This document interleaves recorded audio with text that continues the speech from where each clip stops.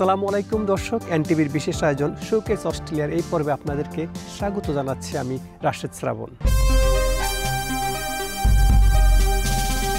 দর্শক, এই পর্বে থাকছে অস্ট্রেলিয়ার বিখ্যাত সিডনি হারবার ব্রিজ। এছাড়াও আমরা কথা বলবো অস্ট্রেলিয়া নিউ সাউথ ওয়েলস সরকারের মাননীয় কাস্টমার সার্ভিস এবং ডিজিটাল মিনিস্টার জনাব জিহাদ্দিব এমপির সাথে। এছাড়াও এই পর্বে আছে Australia New South Wales customer service department service New South ওয়েলসের কার্যক্রম, সিডনির সবচেয়ে ব্যস্ততম রেল স্টেশন সেন্ট্রাল স্টেশন, আর আমরা সবশেষে নিয়ে আসবো বাংলাদেশ কমিউনিটি অস্ট্রেলিয়া কর্তৃক আয়োজিত জুলাই বিপ্লবের 1 বছর পূর্তি উপলক্ষে বিভিন্ন অনুষ্ঠানের তথ্য। দর্শক, আমি এখন বসে আছি সিডনি হারবার ব্রিজের ছায়ায় এক টুকরো সবুজ ঘাসের নিচে। সিডনি হারবার ব্রিজ শুধু একটি ব্রিজ নয়, এটি একটি প্রতীক, একটি অধ্যায়, একটি জীবন্ত ইতিহাস। সিডনির হৃদয় যেখানে ধ্বনিত হয়, জল যেখানে শহরকে জড়িয়ে ধরে ভালোবাসার মতো, ঠিক সেখানে মাথা তুলে দাঁড়িয়ে আছে একটি বিস্ময়, সিডনির হারবার ব্রিজ। 1932 সালে নির্মিত এই ব্রিজটি সিডনির হার্টবিটের মতো, যা শহরের উত্তর এবং দক্ষিণ দুই অংশকে একত্রিত করেছে। 1932 সালে 19 মার্চ অস্ট্রেলিয়ার আকাশে উঠেছিল একটি নতুন স্বপ্ন। লোহার প্রেমে বাঁধা, শ্রমিকের ঘামে গড়া, 1 দশক ধরে তৈরি হওয়া এই ব্রিজ 272 মিটার দৈর্ঘ্য আর 136 মিটার উঁচু। সিডনি হারবার ব্রিজ এটি শুধুমাত্র কোনো ইঞ্জিনিয়ারিং কৃতি নয়, এটি অস্ট্রেলিয়ার সাহস, স্বপ্ন এবং সৃজনশীলতার এক অনন্য প্রতীক। এই মুহূর্তে নগর সভ্যতার এক অনন্য মেলবন্ধন আমি নিজ চোখে অনুভব করছি। প্রায় 1400 শ্রমিক দিন রাত এক করে কাজ করেছেন এই ব্রিজ তৈরিতে। হ্যামার, কাঁধ আর স্বপ্ন, এই ছিল তাদের অস্ত্র। তারা জানতেন না তারা শুধু ব্রিজ বানাচ্ছেন না, তারা বানাচ্ছেন ইতিহাস, গড়েছেন ভবিষ্যৎ।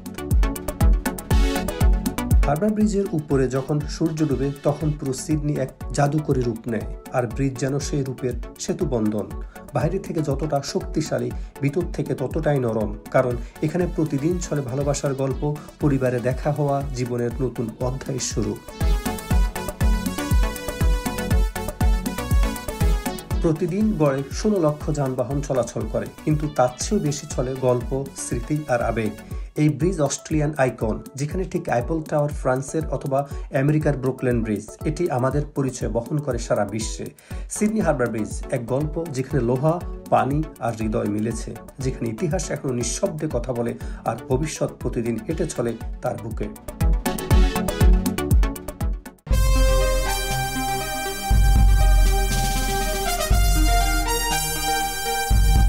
আজকের অস্ট্রেলিয়ান জীবন যত সহজ, এর পেছনে এক নিঃশব্দ বিপ্লব কাজ করছে, সেটি হলো সার্ভিস NSW। এটি নিউ সাউথ ওয়েলস সরকারের এমন একটি প্ল্যাটফর্ম, যেখানে নাগরিকরা সকল সুবিধা পাচ্ছেন একদম সহজে, এক ছাদের নিচে অথবা এক ক্লিকে। আগে যেখানে লাইনে দাঁড়িয়ে থাকতে হতো ঘন্টার পর ঘন্টা, এখন মোবাইল স্ক্রিনে পেয়ে যাচ্ছেন লাইসেন্স রিনিউ, জন্ম সনদ, গাড়ি রেজিস্ট্রেশন অথবা ব্যবসায়ের আবেদন। সার্ভিস NSW সবচেয়ে বড় শক্তি হলো এর সুবিধাজনক অ্যাক্সেস। আপনি চাইলে ঘরে বসেই অ্যাপের মাধ্যমে অথবা সরাসরি সেন্টার গিয়ে সহায়তা নিতে পারেন আপনার পছন্দ অনুযায়ী। বয়স্ক নাগরিক, নতুন অভিবাসী অথবা প্রযুক্তিতে অনভিজ্ঞ কেউ যদি চান, তাহলে তারা তাদের সহানুভূতি স্টাফদের সাহায্য নিতে পারেন। প্রয়োজন অনুবাদকও মিলবে, যাতে আপনি নিজের ভাষাতে বলতে পারেন আপনার কথা।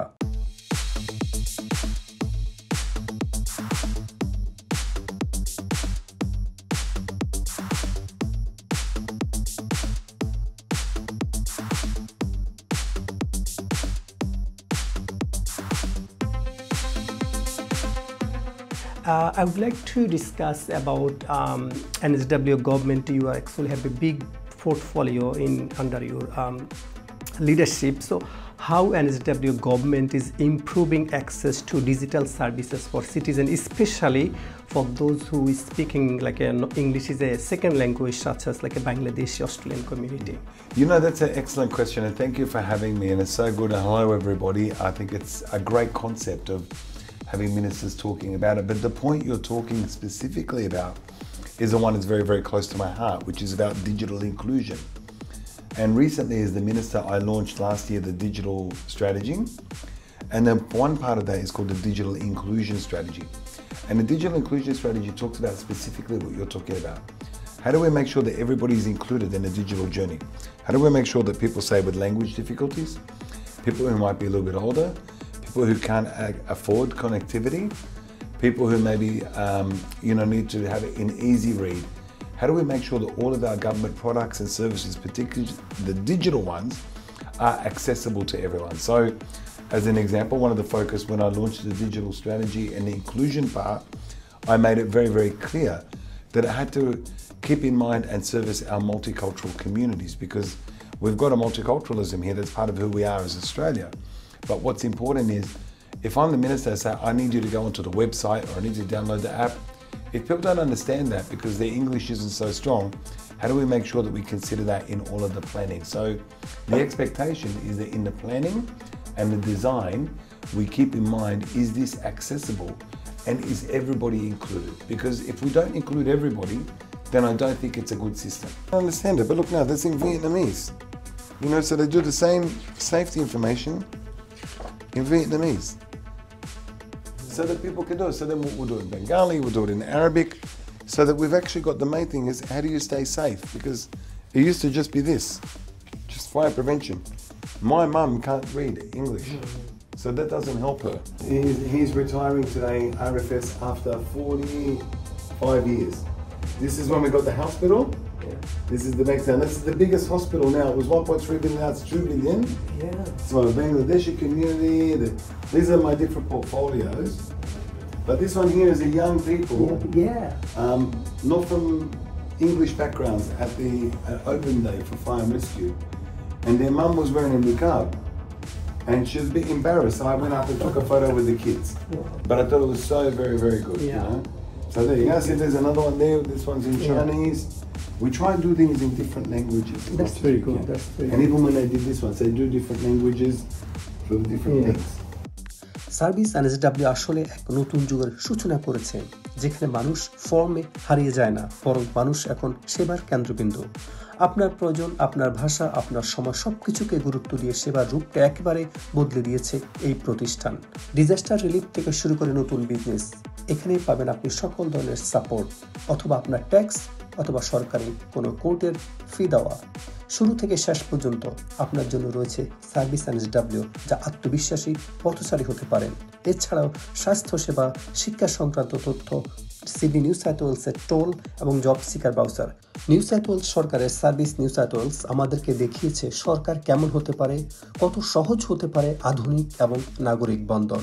এটি হচ্ছে স্মার্ট অস্ট্রেলিয়ার প্রতিচ্ছবি। For me as minister, I like to make sure that when I'm doing consulting and we're doing, roundtables and discussions, we make sure that we involve people from different communities. I'm responsible, for example, for the media and advertising for government. So every 3 months, we have a roundtable discussion with multicultural media, and there are groups from, say, the Bangladeshi community, the Arabic community, the Greek community, the Chinese community, the Korean community. I bring them all together and say, how can we get better as government? We want to get a message out to the people, but we know that maybe people don't read all of the other, say, big newspapers and the TVs. What do we do in terms of engaging with people in a different level? As an example, think about NTV. NTV is a very specialized market, but it's a very important market, and you might reach more people in the Bangladeshi Australian community than I will by putting, say, an ad on a regular TV. So we have to think, how do we get the messages better? And how do we develop the policy? So when I'm talking about inclusion strategy, how do I ask people what works for them? Because what works for me might not be the thing that works for somebody else. And if we can get everybody's view and try and make the best thing possible, it means that it's working for as many people as possible.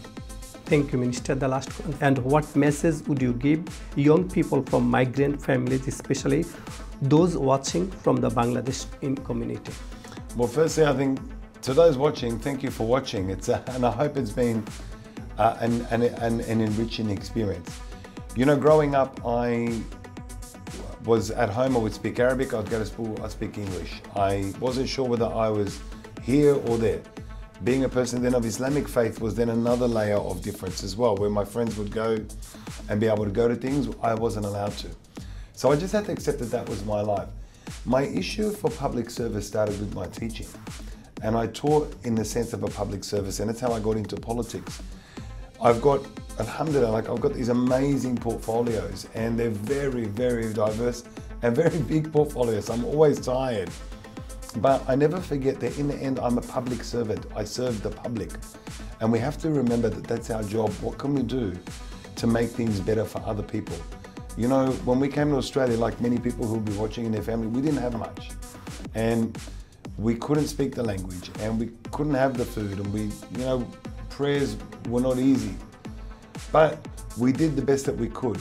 But our goal should always be, how do I help somebody have a better experience than what I did? How do I help somebody make their life easier than my life was? How do I also find that the very heart of people is the one that we never lose? And regardless of what religion you are, what color you are, where you come from, the one thing that's very clear and very similar is we all want to have a good life. We all want to respect one another. We all want to value one another. And those are the principles that guide me in everything I do. For me, when it comes down to the job that I do, my biggest point is inclusion, because I know what it's like when you're not included, and I don't want others to experience that. And thanks to God, I've got the opportunity to make changes. So it drives me always to say, how can I make things better? How do I make sure that we can celebrate all of our society, all of our people, so that everyone feels that they belong? And the one final point I would say to young people and to their families is, we live in the greatest country in the world. And the thing that becomes the greatest country is because if we migrated to another country, and we're seeing some of those things happening in other places now, there's still always the risk of deportation. You feel like you're never there. But have a look at this. We've got a person who is, alhamdulillah, the first Muslim MP, first Muslim minister, having the same opportunity as anybody else. And our kids in their schools have the same opportunity as anybody else. When I see in our departments across government, people from different backgrounds, because we're all Australian. And it doesn't mean that because we become Australian, we forget who we are. That's our heritage, that's our roots, that's our grandparents, their grandparents. Never lose that. But I think together what we do is we make the best that we can with what we have. And I think always in the back of your mind, say alhamdulillah, be grateful for everything that you have. But with that also comes a responsibility to help others. That's what drives me every single day.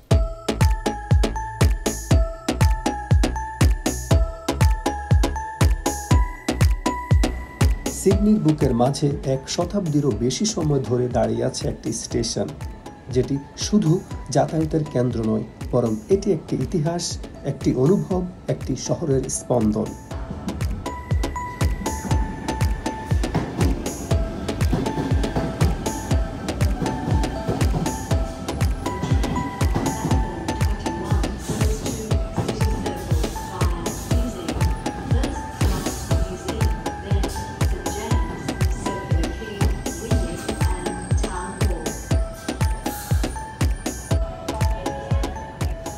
এই হলো Sydney central station, অস্ট্রেলিয়ার সবচেয়ে বড় ও ব্যস্ততম railway station, যার প্রতিটি platform যেন এক একটি গল্পের জংশন। প্রতিদিন হাজার হাজার মানুষ এখানে আসে, কেউ যাচ্ছেন অফিসে, কেউ পরিবারের কাছে অথবা অজানার খোঁজে। কিন্তু তারা অনেকে জানেন না এই স্টেশনের নিচে লুকিয়ে আছে এক শতাব্দীরও বেশি পুরনো শহরের আত্মা।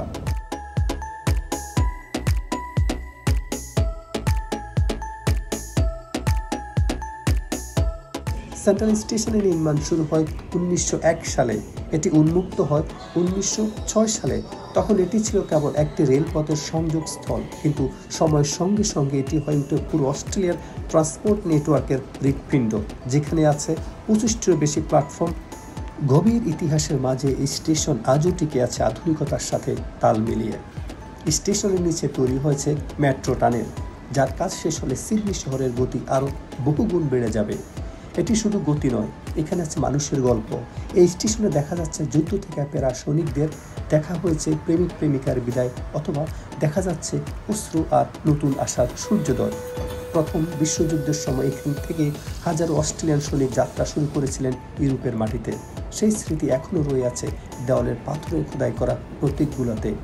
এখানে আজও আছে সেই যুদ্ধের স্মৃতির পলক, যা মাথা নত করে দাঁড়িয়ে আছে বীরদের সম্মানে। আজকের সেন্ট্রাল স্টেশন শুধু ইতিহাসের গর্ব নয়, এটি একটি প্রযুক্তির বিষয়। Smart gate, digital screen, real time train update, metro integration, সব কিছু যেন এক আধুনিক শহরের চলমান কেন্দ্র। এখানে আপনি পাবেন সুসজ্জিত ক্যাফে, বুকশপ, লাউঞ্জ, এমনকি ফ্রি ওয়াইফাই। এটি পর্যটকদের জন্য একটি দর্শনীয় স্থান। হাজারো বিদেশি প্রতিদিন এখানে আসে অস্ট্রেলিয়ার ট্রান্সপোর্ট কালচার অনুভব করেন খুব কাছ থেকে। এমনকি সিনেমা, টেলিভিশন, ফ্যাশন, ফটোগ্রাফি সব জায়গায় ব্যবহার করেছে এই স্টেশনের সৌন্দর্য, কারণ এটি একটি শুধু স্টেশন নয়, এটি জীবন্ত সিনেমেটিক স্পেস।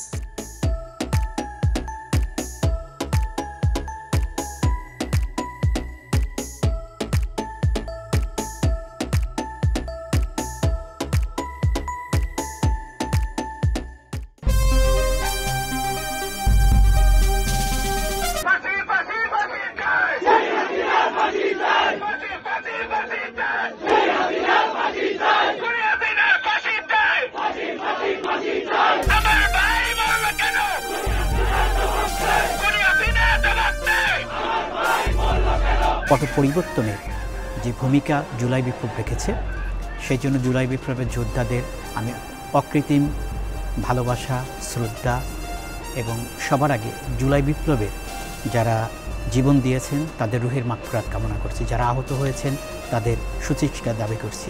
জুলাই বিপ্লব প্রবাসী রাজনীতির মাঝে ঐক্যের বার্তা দিয়েছে, তা বিএনপির আন্তর্জাতিক অবস্থানকে শক্তিশালী করছে, এক গুরুত্বপূর্ণ ভূমিকা রেখেছে। আমরা এই ঐক্যের ভিত্তিতে প্রবাসে বসবাসরত সংগঠকদের একটি কার্যকর নেটওয়ার্ক তৈরি করেছি, যারা প্রত্যেকটা দেশের রাজনৈতিক ও আন্তর্জাতিক কমিটির, বিভিন্ন দেশের থিঙ্ক ট্যাঙ্ক, মানবাধিকার সংগঠন এবং কূটনৈতিক মহলের সঙ্গে নিয়মিত যোগাযোগ রাখছে। এই ঐক্যকে আমরা কেবল আবেগের জায়গায় সীমাবদ্ধ রাখিনি, বরং এটিকে একটি কার্যকর কূটনৈতিক লবির অংশ হিসাবে রূপান্তর করেছি।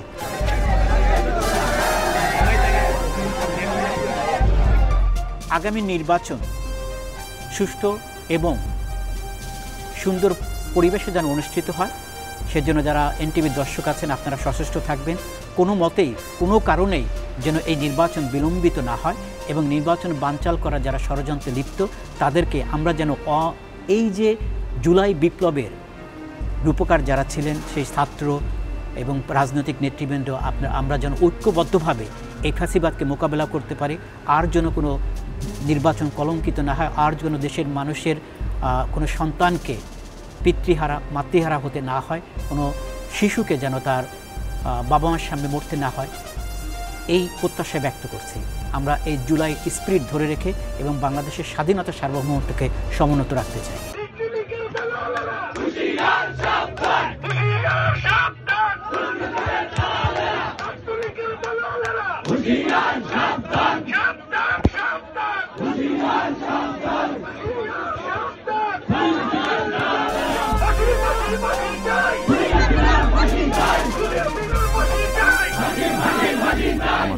পাশে আমার সহযোদ্ধা, জুলাই আন্দোলনের সহযোদ্ধা দুজন উপস্থিত আছেন, বিএনপি অস্ট্রেলিয়ার সংগ্রামী সাধারণ সম্পাদক মোহাম্মদ আবুল হাসান এবং সাংগঠনিক সম্পাদক ANM Masum.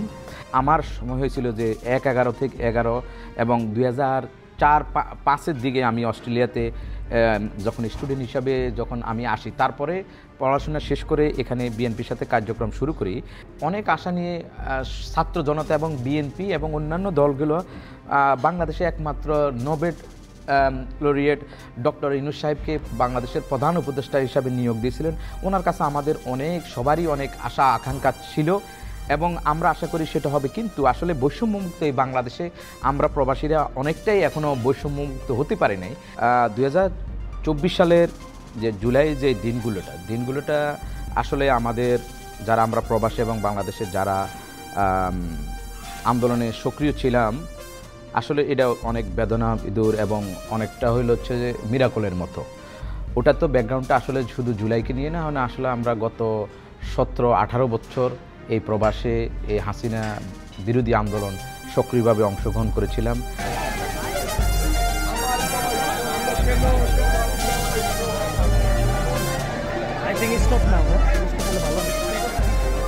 We've also seen the interim government throw out some of the spurious cases brought against the student protesters by the former government in Bangladesh, and we've also seen reforms to the police force to restore faith and trust in that institution. And I wanted to commend here the people of Bangladesh and the large Bangladeshi diaspora abroad, including in my own home state of New South Wales, and Bangladeshi civil society, and especially the brave student protesters who demanded to take back their country and bravely faced off against heavy-handed security forces. Tragically, some 450 protesters paid for Bangladesh's freedoms with their lives, and it's important that their memories be respected and that their legacy be taken on board by this new interim government. It's important in Australia that we support the interim government. We would like to see elections free and fair as soon as possible, but we recognise that institutions and faith in Bangladesh's institutions must be rebuilt first.